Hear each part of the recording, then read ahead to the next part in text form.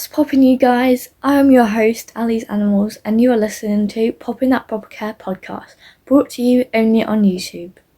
In this episode, I will be discussing all that you need to know about Temu, from why Temu has taken over the pet product market to the consequences of this.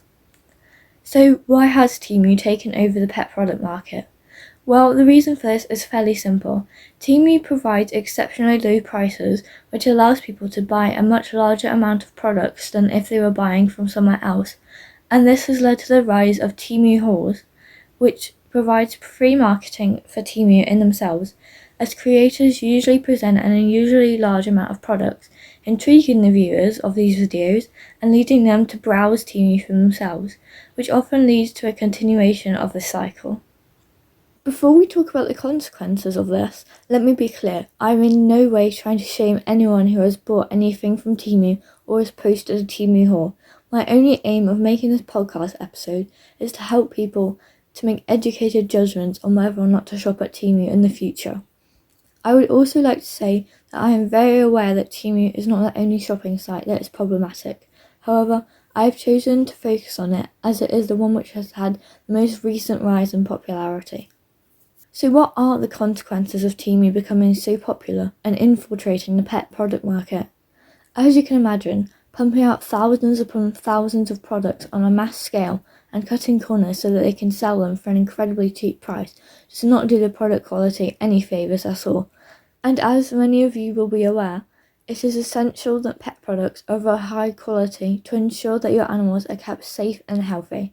Items for sale on Temu have little to no quality control and may contain toxic chemicals, which would be very harmful to animals. There are an especially big problem with pets that are prone to chewing their toys and accessories, and those with delicate respiratory systems, such as hamsters and mice. There are also numerous products with design flaws, such as tiny holes, which an animal's feet could get stuck in, and many of the pet products have been known to break, which could be very dangerous if the animal was using it at the time, and could also expose sharp pieces of metal or other materials which could harm them. Temu relies on extremely underpaid workers to keep their product prices so low.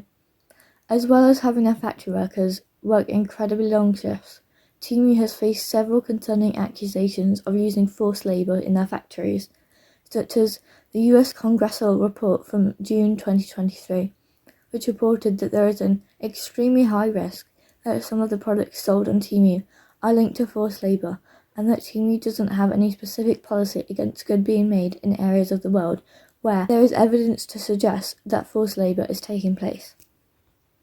Charlotte Pointing summarised the concerns surrounding Temu's factory workers best in Ethos magazine when she wrote, "The Chinese-owned e-commerce platform has been called out for a lack of transparency around its business practices, indicating that maybe behind all these great sounding deals, somebody somewhere is paying the real price for its cheap, fast and convenient consumer goods."